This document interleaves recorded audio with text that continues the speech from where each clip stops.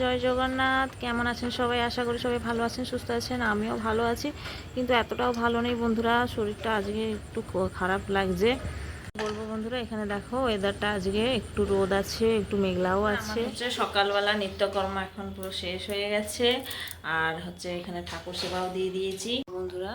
আজকে অনেক জবা ফুল বেরিয়েছিল, আর কিছুটা মন্দিরে দেওয়া হয়ে গেছে, আর কিছুটা আমি রেখেছি পুজো করার জন্য। এই যে কত সুন্দরভাবে ঠাকুরকে সাজিয়ে পুজো করেছি। ফুল সাজিয়ে পুজো করতে খুব ভালো লাগে, আর যেদিন ফুল না থাকে তো আমাকে একদিন মানে একদমই পুজো করতে ভালো লাগে না বন্ধুরা। আর কম ফুল থাকলেও মনটা চায় না যে ফুল একটু বেশি হলে ঠাকুরকে যত সাজালেও কমই লাগে, যে কমে গেছে কিছুটা, এরকমই লাগে। তো যাই হোক বন্ধুরা, সকালবেলা পুজো দেওয়া শেষ হয়ে গেছে, আর এখন হচ্ছে সকালবেলা হচ্ছে খাবার পালা। কি খাবো সেটা চিন্তা। সকালবেলা খাবার শেষ হবার পর আবার রান্নার চিন্তা। মানে আমাদের একটা গৃহিণীর এমন একটা কাজ যেটা কি কোনো দিন ছুটি নেই বন্ধুরা। আর যাদের সংসার বাচ্চা কাচ্চা যাদের মানে আছে, যারা বাইরে আলাদা থাকে, তাদের তো ওইরকমই, মানে আরও অনেক বেশি, কি আর বলবো। তো যাই হোক, কিছুটা লোক ভাবে যে হ্যাঁ, যে আলাদা থাকে, পার্সোনালি থাকে, আলাদা ঘর নিয়ে, শ্বশুর শাশুড়ি থেকে আলাদা, তো তাদের কোনো চিন্তা নেই, সে পুরো নো টেনশন, নো বিন্দাসে থাকে। কিন্তু না বন্ধুরা, একদমই না। সব কিছু আমাদেরই উপরে ডিপেন্ড করে। যেরকম হচ্ছে সকালবেলা ঘরের কাজ, রান্না বান্না, বাচ্চা কাচ্চা, তো এইরকমই দিনটা হচ্ছে কাটতে হয়।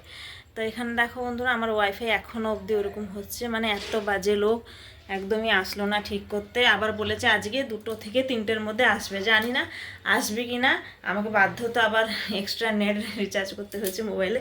তো যাই হোক বন্ধুরা, আমাকে তো আবার ভিডিও পোস্ট করতে হবে, বলো। তোমাদের সঙ্গে একদিন না শেয়ার করলে ভালো লাগে না, এখন একটা অভ্যাস হয়ে গেছে।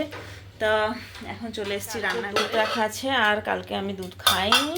এই যে এখানে যা গরম করে একটু চা করেছিলাম, তো রেখে দিয়েছি। আর রাত্রিবেলা যে দুধটা রেখে এখন আমি চা বানাচ্ছি না বন্ধুরা, চাটা কেন মানে ফেটে যাচ্ছে, দুধটা যেরকম ফেটে যায় সেই রকমই হয়ে যাচ্ছে।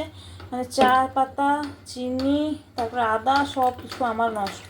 আবার জাল দিয়ে এত সময় ফুটিয়ে ফুটিয়ে চা করার আগে যদি কেটে যেত, হ্যাঁ সে একটা কথা, আমি বানাতাম না। কিন্তু এখন চাটা হয়ে যাবার পরেই মানে দুধটা ফেটে যাচ্ছে, এইরকমই একটা ব্যাপার হচ্ছে। কেন হচ্ছে আমিও জানি না। তো বসাচ্ছি, কি হয়। চা পাতা এত তাড়াতাড়ি দিব না, দুধটা ভালো করে ফুটবে, তারপরে গিয়ে লাস্টের দিকে চা পাতা দিব, তাহলে জানা পড়বে চাটা ঠিকঠাক আছে কি না। দিকে দেখো বন্ধুরা, চা একটা ঠিকঠাক মতন আছে, জানি না কি হয়েছে। আর এখানে হচ্ছে রুটি করতে দিয়ে দিয়েছি। এই যে আজকে সকালের ব্রেকফাস্ট আমার এটা।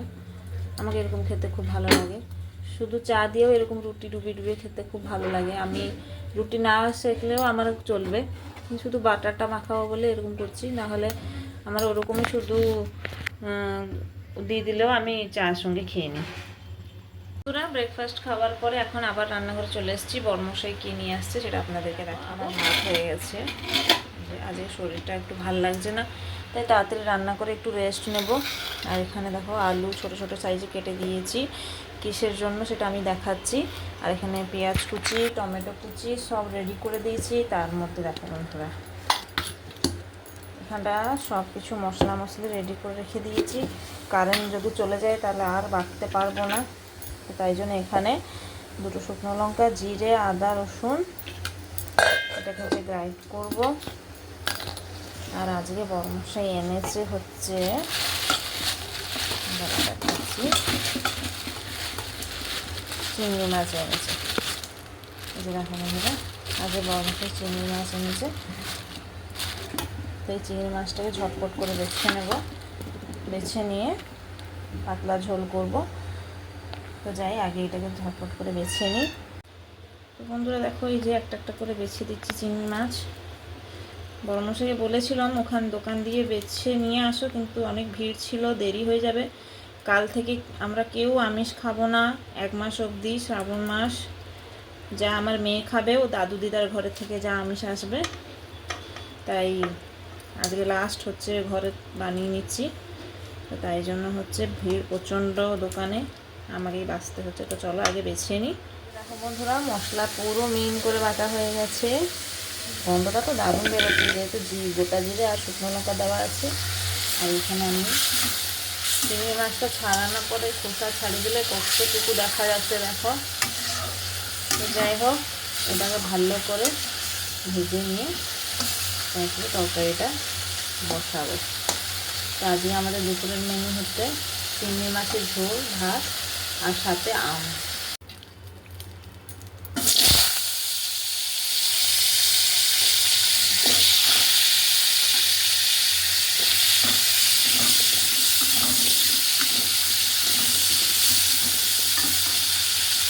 এখানে দেখো বন্ধুরা মশলা কষা চলছে।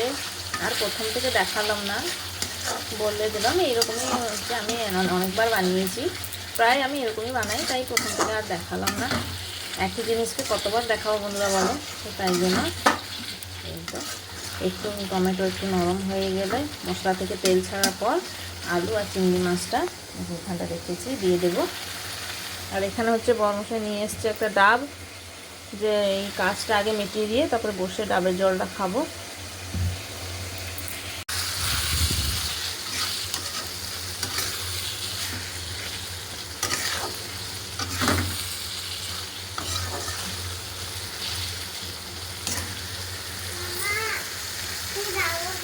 তরকারিটা আমি জল দিয়ে ফাইনালি বসিয়ে দিয়েছি। এটা দেখো ফুটছে, হালকা সেদ্ধ হয়নি, আরও হবে। আর এখানে ডাবের জলটা আমি গুঁড়িয়ে দিয়েছি। প্রত্যেক দিন খেতাম, এখন একটু মাস বেড়েছে তাই জন্য একটু কমিয়ে দিয়েছি খাওয়া, কেননা ঠান্ডা লেগে যাবে। ঠান্ডাও আমার খুব জোরে লেগেছিল। এখন দেখো ডাবের শাঁস আছে, আমার শাঁস ডাব খুব ভালো লাগে খেতে। এই যে জলটাই খেয়ে নেব বন্ধুরা। ডাবের জলটা প্রচণ্ড মিষ্টি, আর ডাবে নারকোল হয়ে গেছে বলে কম ছিল। এই যে দেখো নারকোল হয়ে গেছে। আমি এটা দাউলি দিয়ে 2 ভাগ করে দিয়েছি। এই যে শাঁস এতটা নয়, একটু মোটা হয়ে গেছে, তাই জন্য না জলটা কম, কিন্তু জলটা হেভি দারুণ মিষ্টি। কিন্তু আমাদের এখানে প্রত্যেক দিন ডাবওয়ালা আসে। আর ওয়েদারটা দেখো মেঘলা করছে, তার মধ্যে এখন দেখো কিরকম রোদ দিয়েছে। আকাশ পুরো পরিষ্কার, পুরো পরিষ্কার দেখো।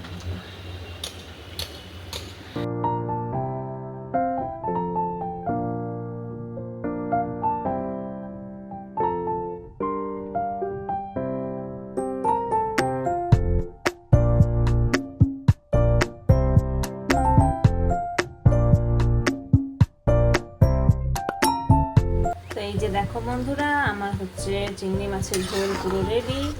শুধু পরে একটু গরম মশলা দিয়ে দিলাম, গরম মশলাগুলো বেশ হয়ে গেল।